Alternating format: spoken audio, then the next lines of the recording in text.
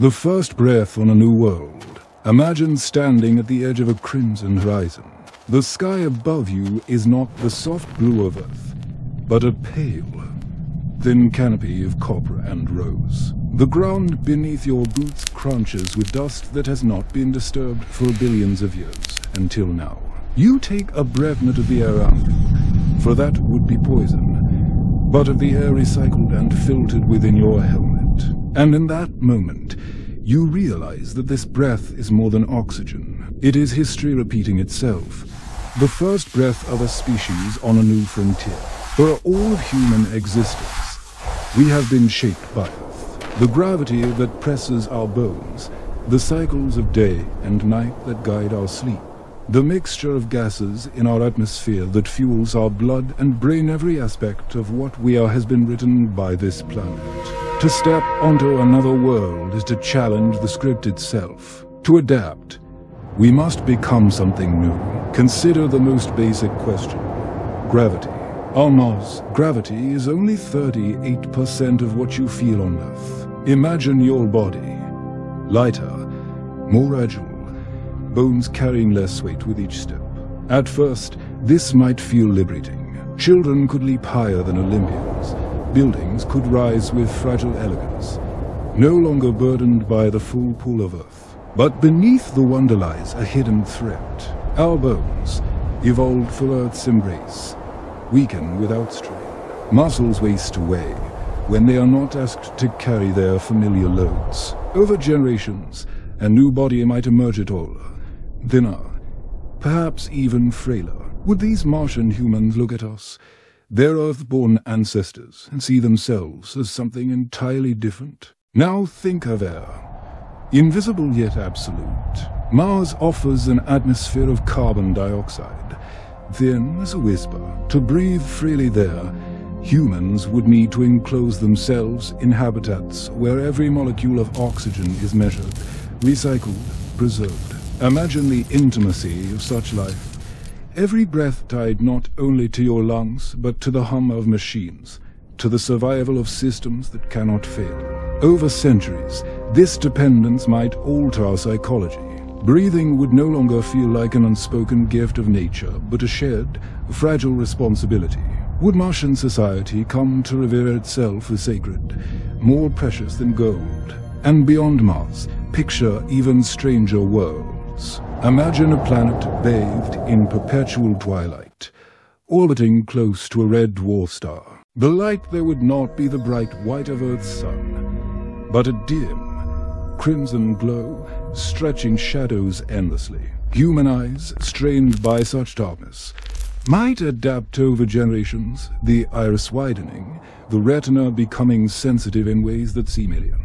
Or perhaps we would take control, editing our genes to suit the gloom, creating eyes that glimmer like those of nocturnal animals. The stars above would blaze sharper, clearer than any earthbound gaze. Would such humans, born in endless twilight, ever call Earth home? Or would they see us as blinded exiles of the sun? Adaptation is not only physical, it is cultural.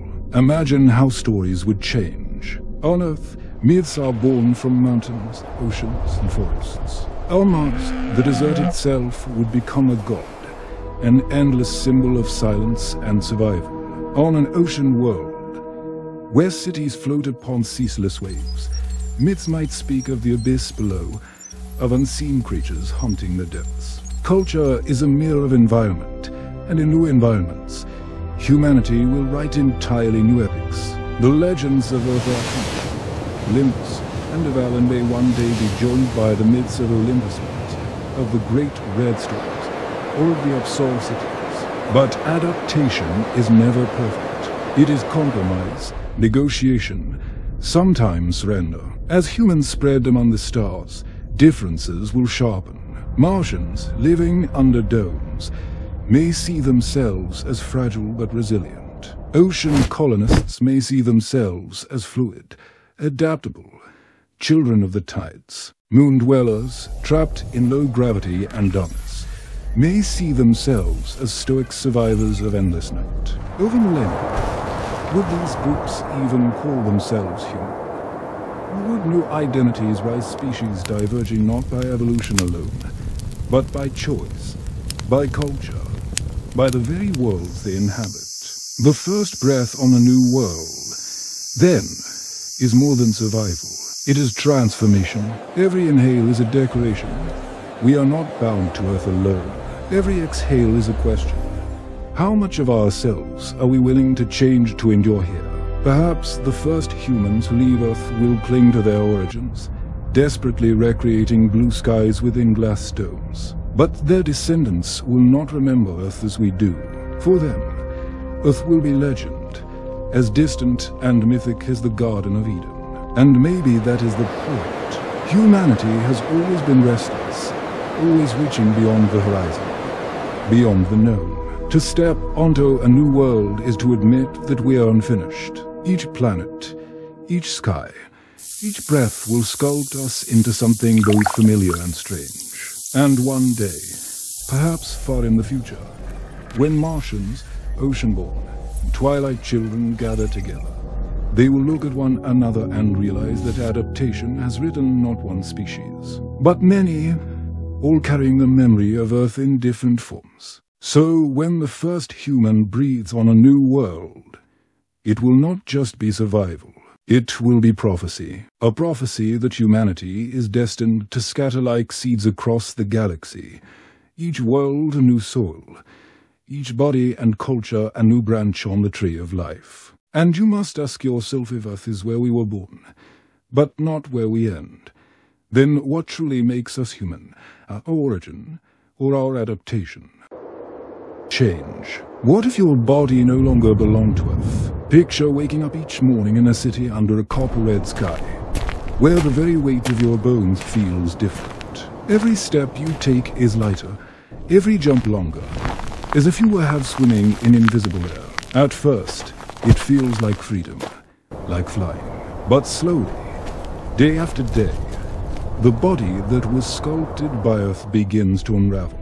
Gravity is the silent sculptor of all life. On Earth, it holds your organs in place, hardens your bones, and demands strength from your muscles. It is why your spine is shaped as it is, why your blood moves with rhythm, why your heart has its familiar beat. Remove gravity or soften its pull and the sculptor loosens its grip.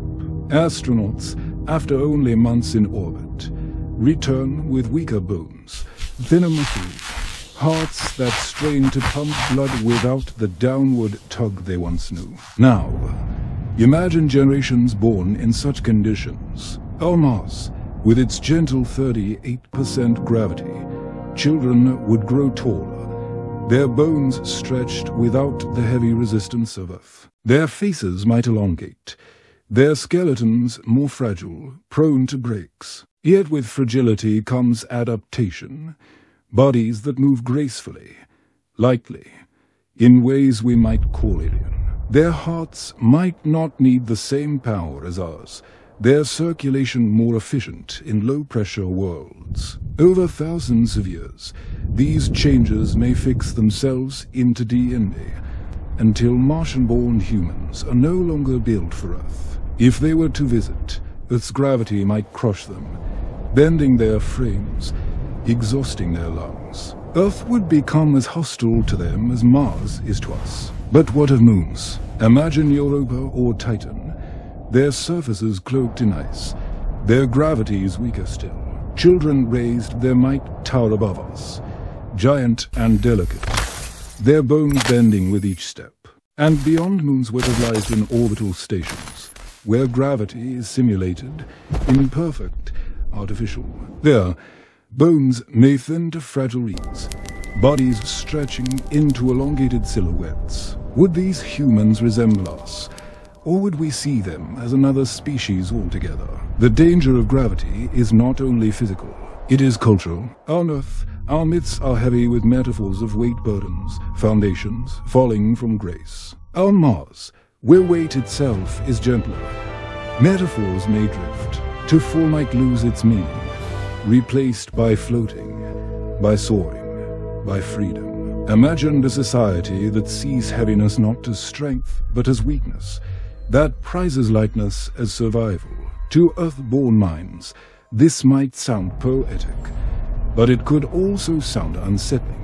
A new philosophy, born from the body itself. Yet, what if humans decide not to wait for evolution? Already, scientists explore gene editing, muscle-enhancing therapies, artificial ones where gravity can be simulated for fetal development. Picture a future where parents choose. Will my child be adapted for Earth or Mars? Such choices would fracture humanity.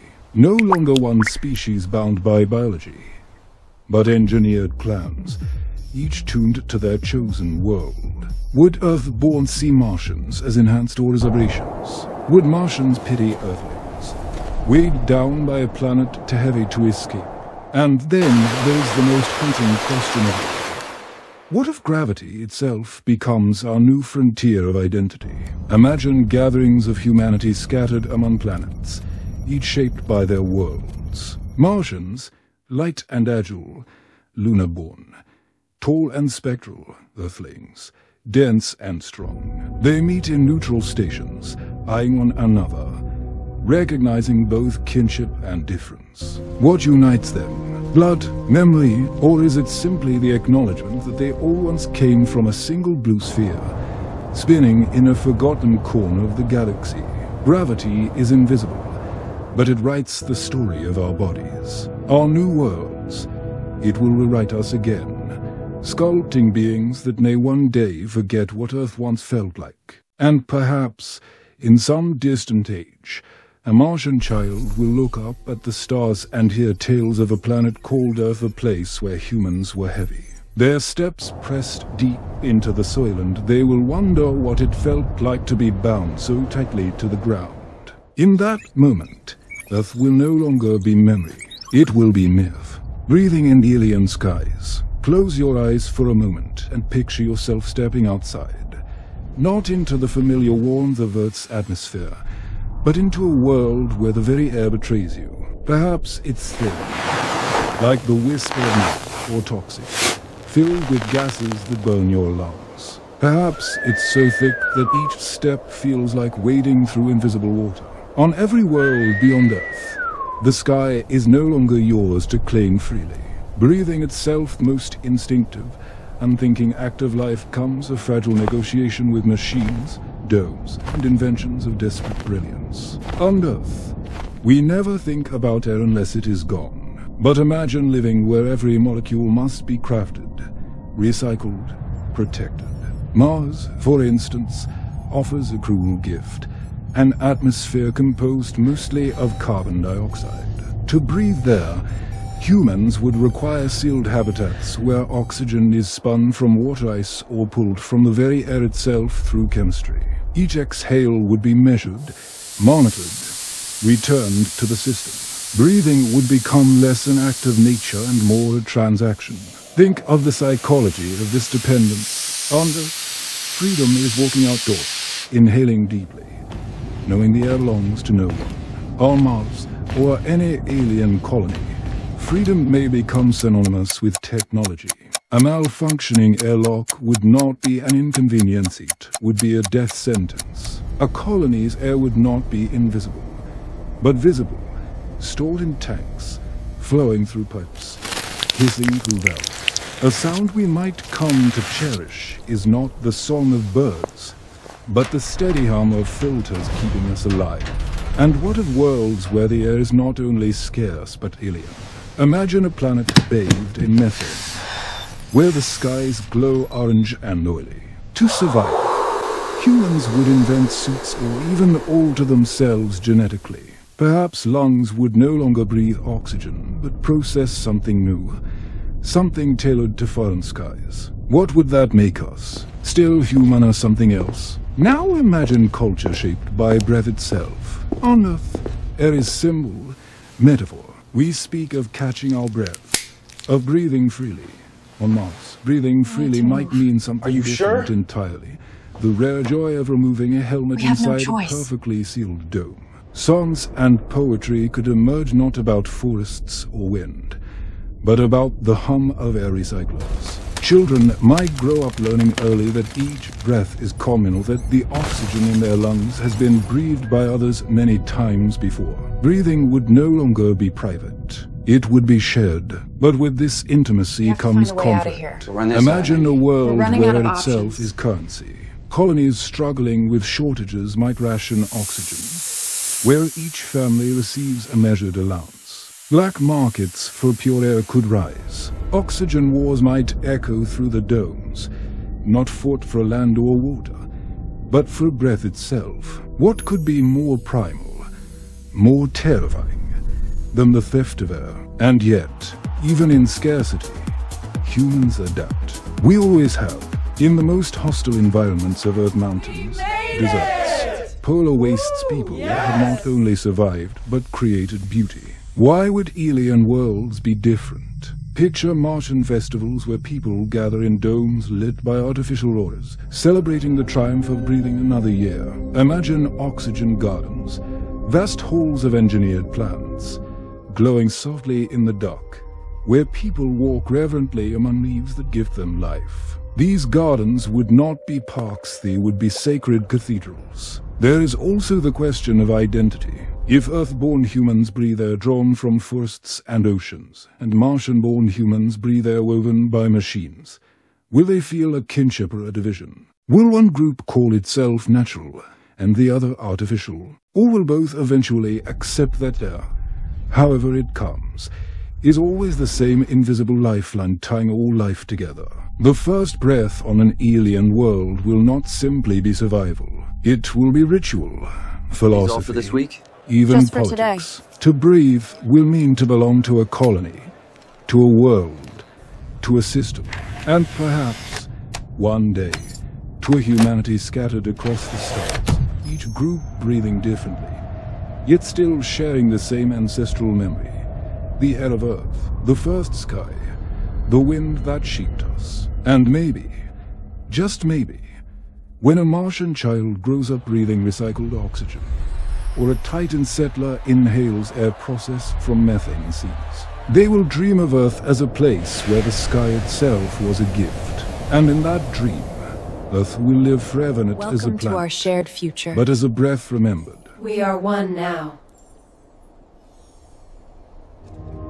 The shadows of hunger. Imagine waking to the soft hum of machines, not the chirping of birds or the rustle of leaves. Breakfast is not a plate of fresh fruit or bread warm from an oven, but a carefully measured portion of nutrient paste, grown in a bioreactor beneath the colony's dirt. You chew, not out of pleasure, but necessity. This is the future of food on New Worlds, a future where hunger is not a distant memory, but a constant shadow, shaped by alien landscapes that refuse to feed us. On Earth, food is abundance and ritual, but on Mars, the moon, or any distant colony, it is survival science. So, as we know, it does not exist. Instead, colonists must create it, painstakingly, from regolith and waste. Imagine vast underground greenhouses glowing with artificial suns, where hydroponic lettuce and algae swirl in tanks. Picture farmers in exosuits, not plowing fields, but tending to rows of plants suspended in nutrient-rich mist. Every leaf, every calorie is accounted for, but food is never just fuel. It is culture, identity, memory. What happens when colonists can no longer taste the foods of this? Will Martians tell their children about apples and reach the way we speak of myths? Perhaps new dishes will rise. Algae cakes seasoned with engineered fungi. Yeast-brewed wines flavored by microbes never seen on Earth. Imagine the first truly Martian cuisine strange to us, but comfort to them. And yet, scarcity breeds conflict. On Earth, wars have been fought for bread and bread. In the closed systems of space, food shortages would be catastrophic. A single failed crop could mean starvation for thousands. Black markets might emerge for rare luxurious tomato. This, my dear children, is wheat. A sip of a It's flower. one of the grains Picture that fed the people of sold Earth. for more than gold. Its taste a reminder of a lost planet. Would people kill for it? Perhaps, But hunger shapes more than conflicted shapes bodies. In worlds where calories are scarce, humans may grow smaller, leaner. Generations raised on algae and synthetic proteins might evolve metabolisms alien to us. Imagine Martian children with stomachs adapted to process nutrient gels more efficiently than Earth foods. Or Titan settlers whose bodies crave fats, let's just calm down. shaped by cold. It's not your decision. Methane-drenched worlds. Over time, even appetite may become a marker of identity of things craving abundance, colonists surviving on precision. And yet, there is wonder here too. Imagine the first meal grown entirely on Mars, first bread baked with flour milled from Martian-grown wheat. Imagine the first feast shared by colonists under a red sky, raising cups of algae wine and saying, "We are no longer only guests here. We belong." These meals will be remembered like miracles, recorded in colony history as a sacred event. Still, we must ask, if food defines culture, will Martian culture ever understand us? Will our recipes, born from oceans and forests, mean anything to children raised in domes? Or will Earth cuisine become exotic, a luxury served only on special occasions, like relics from a forgotten age? Perhaps, in some far future, when Martians, Earthlings, and settlers from ocean worlds meet, their meals will reveal their differences more than their words. One eats algae cakes, another chews root vegetables grown under artificial suns, another drinks fermented brine from a methane sea. They all call it food, but in truth, it is memory, identity, survival. And yet, in this diversity lies beauty. Humanity will scatter, but hunger will always bind us. For whether on Earth or Mars, in domes or in oceans, food is the story we share. And in every bite, colonists will taste not just survival, but the For our apples of future, Earth's fertile soil, and for the colony. the sunlit fields, the abundance we once took for granted. And maybe, one day, when a child on a distant planet asks, "What is an apple?" the answer will not be sadness, but wonder. For in that question lies the reminder that humanity, no matter how far it travels, carries its hunger, its rituals, and its stories of food across the stars.